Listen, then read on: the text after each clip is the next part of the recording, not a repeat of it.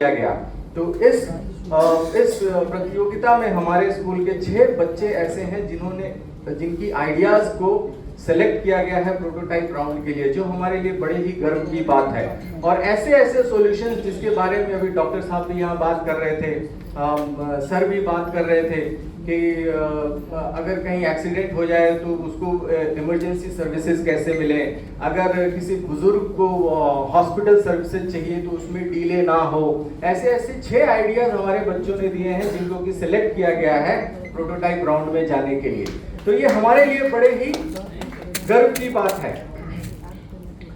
ये सब देने के बाद इन बच्चों ने भी महसूस किया कि वो भी कुछ नया बना सकते हैं। और यही हमारे यहाँ शिक्षा का मुख्य उद्देश्य होना चाहिए कि हम सिर्फ नौकरी ढूंढने वाले नहीं बल्कि समाधान ढूंढने वाले युवा को तैयार करें अपने यहाँ। मैं यहाँ एक बात बहुत स्पष्ट करना चाहता हूँ कि आजकल जब भी शिक्षा की चर्चा होती है तो सबसे पहले लोग बात करते हैं स्मार्ट बोर्ड है कि नहीं, एआई में आप बच्चों को बताते हैं कि नहीं है, डिजिटल क्लासरूम्स आपके यहाँ है कि नहीं है। मैं तकनीक का विरोधी नहीं हूँ क्योंकि मैं खुद एक टेक्नोलॉजिकल इंडस्ट्री से आया हुआ व्यक्ति हूँ।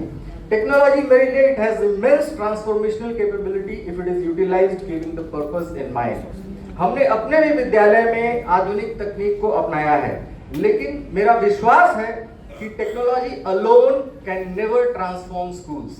Teachers can certainly do with help of technology. तो एक कॉम्बिनेशन, एक बैलेंस होना चाहिए। अगर शिक्षक प्रेरित हैं तो ब्लैक बोर्ड को भी भविष्य बना सकते हैं।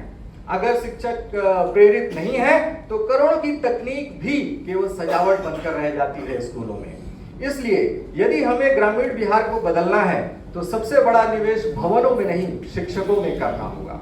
एक और बात, हमारे यहाँ अक्सर सफलता की परिभाषा बहुत छोटी कर दी जाती है। अगर बच्चा डॉक्टर नहीं बना तो जैसे जीवन ही समाप्त हो गया, अगर इंजीनियर नहीं बना तो उसे असफल मान लिया जाता है। लेकिन दुनिया बदल चुकी है, आज हजारों नए करियर ऑप्शंस हैं और आने वाले 10 वर्षों में लाखों नई भूमिकाएं जन्म लेंगी। इसलिए अपने स्कूल के लिए हमने डिसीजन लिया कि बच्चों को केवल सब्जेक्ट ही नहीं पढ़ाया जाएगा बल्कि उन्हें स्वयं को समझने की यात्रा पर ले जाने का हम प्रयास करेंगे।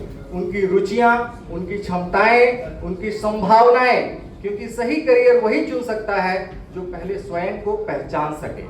मुझे गर्व है कि आज एक ग्रामीण क्षेत्र के विद्यालय को राष्ट्रीय मंच पर अपनी पहचान बनाने का मौका मिला है।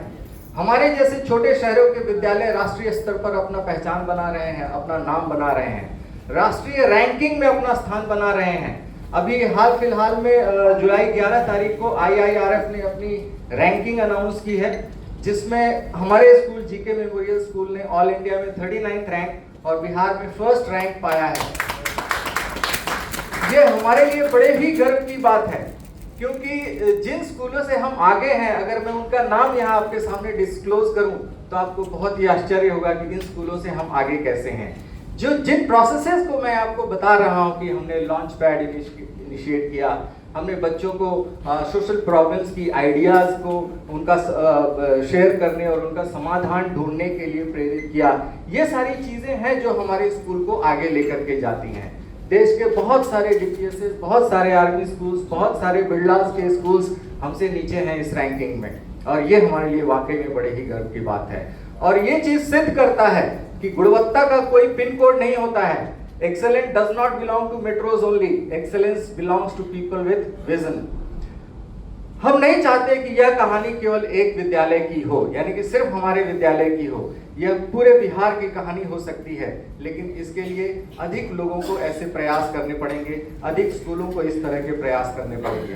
जरा कल्पना कीजिए, यदि हर विद्यालय में प्रशिक्षित शिक्षक हों, यदि हर बच्चे को प्रॉपर करियर गाइडेंस मिले, यदि हर छात्र टेक्नोलॉजी और इनोवेशन से जुड़े, यदि हर पंचायत से एक स्टार्टअप निकले, यदि हर गांव से एक वैज्ञानिक, एक लेखक, एक खिलाड़ी, एक इंडस्ट्रियलिस्ट और एक जिम्मेदार नागरिक निकले, तो क्या बिहार के ग्रामीण क्षेत्रों को राष्ट्रीय पहचान मिलने से कोई रोक सकता है?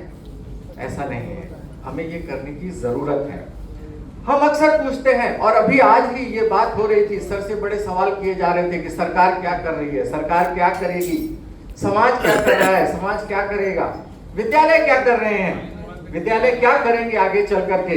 मेरा मानना है कि तीनों को साथ मिलकर काम करना होगा।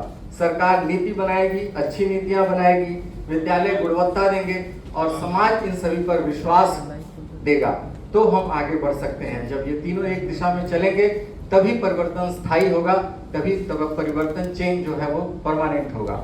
मैं अपनी बात एक छोटी सी घटना से समाप्त करना चाहूंगा। कुछ दिनों पहले मेरे स्कूल के एक विद्यार्थी ने मुझसे पूछा कि क्या मैं भी दुनिया बदल सकती हूँ। तो मैंने उससे कहा कि दुनिया बदलने की शुरुआत दुनिया देखने से होती है और दुनिया देखने की शुरुआत अच्छी शिक्षा से होती है। अभी थोड़ी देर पहले डॉक्टर साहब भी कह रहे थे कि शिक्षा की जरूरत है, सर ने भी कहा कि शिक्षा की जरूरत है।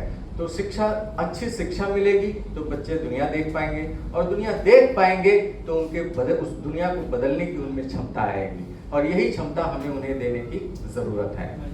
आज इस चंपारण की धरती से मैं एक सपना देखता हूं कि जिस धरती ने भारत को सत्याग्रह दिया, क्या वही धरती भारत को एजुकेशन रेवोल्यूशन भी दे सकती है, जहां बच्चे केवल परीक्षा पास ना करें बल्कि जीवन के लिए तैयार हों, जहां विद्यालय केवल भवन ना हो बल्कि नवाचार के केंद्र बने, जहां शिक्षा केवल डिग्री ना दे बल्कि दिशा दे और जहां ग्रामीण बिहार केवल देश का अनुसरण ना करे बल्कि देश का नेतृत्व करे।